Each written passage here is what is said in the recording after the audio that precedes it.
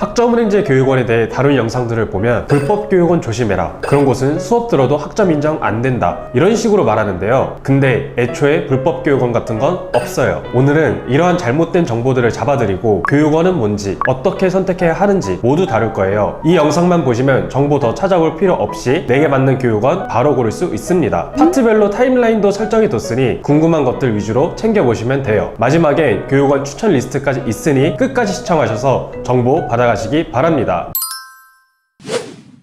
학점은행제를 하고 싶다면 가장 먼저 내가 어느 교육원에서 수업을 들을지 선택해야 돼요. 네이버에 학점은행제를 검색하시면 이렇게 국가평생교육진흥원 학점은행 사이트가 뜨는데 여긴 수업을 듣는 곳이 아니에요. 여긴 학점 인정, 학위 신청 같은 행정 절차를 진행하는 곳입니다. 수업을 듣고 학점을 이수할 수 없어요. 그럼 어디서 수업을 듣고 학점을 딸 수 있을까요? 바로 교육원입니다. 어떤 교육원이 있는지 확인하는 방법은 국가평생교육진흥원 학점은행제 사이트 표준교육과정에서 교육훈련기관 조회를 클릭하시면 교육원들이 떠요. A+ 교육원, 에이스 원격 평생교육원, 이런 식으로 뜹니다. 여기 오른쪽 홈페이지 버튼도 있는데 누르시면 바로 해당 교육원 사이트로 넘어가집니다. 왼쪽을 보시면 원격 혹은 출석 표시가 있는데요. 원격은 온라인, 출석은 오프라인 교육원입니다. 하지만 이렇게 많은 교육원 중에서 나에게 맞는 교육원을 찾기가 상당히 번거로우실 거예요. 그래서 제가 교육원 선택 기준 3가지를 알려드릴 테니 참고하셔서 나에게 맞는 교육원 고르시면 되겠습니다. 그 전에 꼭 주의하셔야 할 게 있어요. 영상을 촬영하고 있는 현 시점에 교육원이 총 417개가 있는데요. 한 달 전까지만 해도 교육원 수는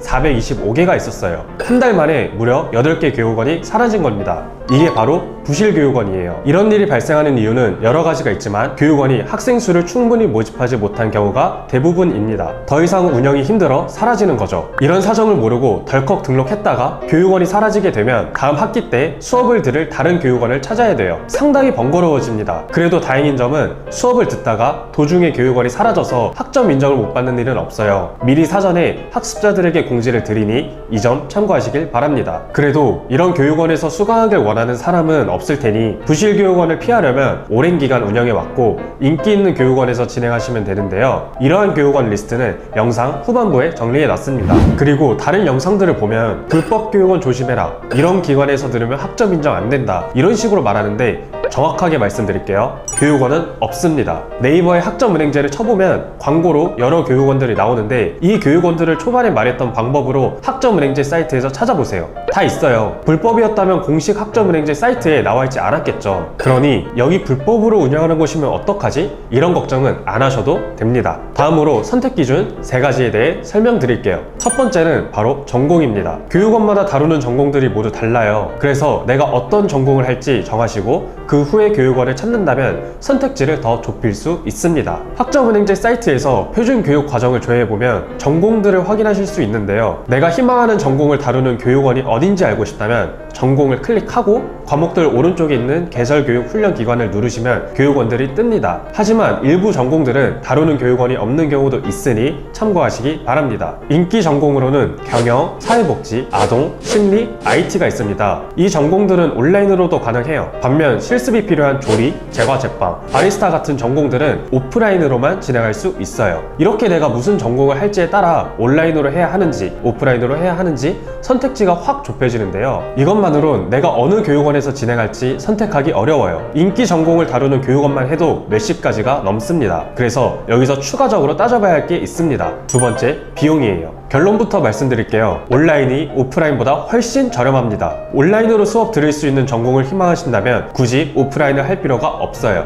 하지만 똑같은 온라인이라 하더라도 교육원마다 비용이 모두 달라요. 특히 일부 전공을 독점하고 있는 교육원이 있는데 이런 경우에 선택지가 없어서 비용이 비싼 편입니다. 법학 행정학은 윌비스, 영어 영문학 YBM, 공학계열 이그린, UM, 유니와이즈, 체육학 영산대, 미용학, 장원사이버, 케이스, 한국열린, 이런 교육원들은 과목당 비용이 15에서 25만원 정도입니다. 반면에 앞서 말씀드린 경영, 아동, 사회복지 같은 인기 전공들은 다루는 교육원들이 많기 때문에 비용이 저렴한 편이에요. 다만 플래너가 있는지 없는지에 따라 가격의 차이가 있습니다. 플래너란 학점은행제의 전반적인 과정을 1대1로 도와주는 학습 멘토입니다. 커리큘럼부터 과목 안내뿐만 아니라 복잡한 행정 절차까지도 밀착 도움을 주는 멘토라고 생각하시면 되는데요. 나는 플래너와 함께 진행해야 할지 궁금할 겁니다. 꼭 같이 할 필요는 없어요. 시간 여유가 많아서 복잡한 행정 절차나 전체적인 커리큘럼을 스스로 짤 수 있는 분들은 혼자서 진행하셔도 돼요. 대신 시간이 부족한 직장인 혹은 편입 준비생이거나 편하게 진행하고 싶은 분들, 예를 들어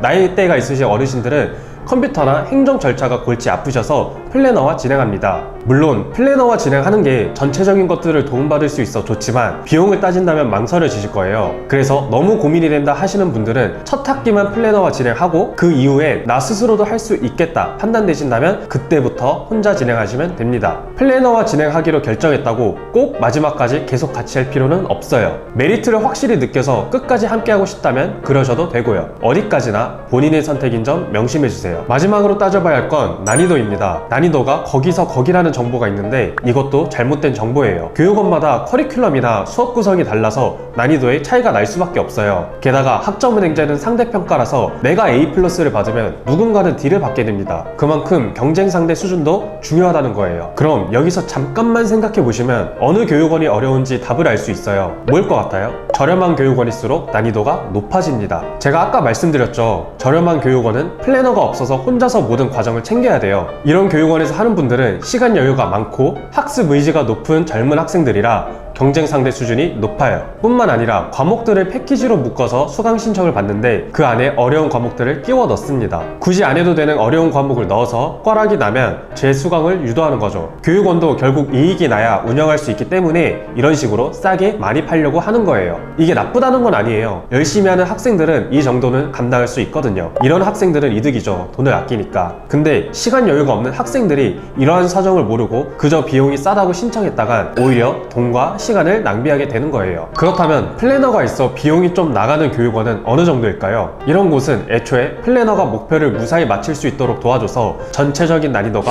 확 떨어져요. 과목도 패키지가 아닌 쉬운 과목들 위주로만 안내받고 앞서 말했듯이 이런 교육원에서 진행하는 학생들은 나이대가 있으신 어르신들이나 학점은행제에 많은 시간을 투자 못하는 직장인 혹은 편입 준비생들이라 성적도 높게 받기 쉬운 편입니다. 그래서 대졸자 전형, 지방대 편입 혹은 대학원 진학처럼 학점은행제 성적이 중요한 목표를 가진 분들은 플래너가 있는 교육원에서 진행해요. 물론 비용도 저렴하고 플래너가 있으면서 난이도도 쉬운 교육원이 있다면 얼마나 좋겠어요. 그럼 우리가 지금 이런 고민을 할 필요가 없겠죠. 하지만 아쉽게도 그런 교육원은 없습니다. 그래서 우선순위를 두고 교육원을 결정하셔야 해요.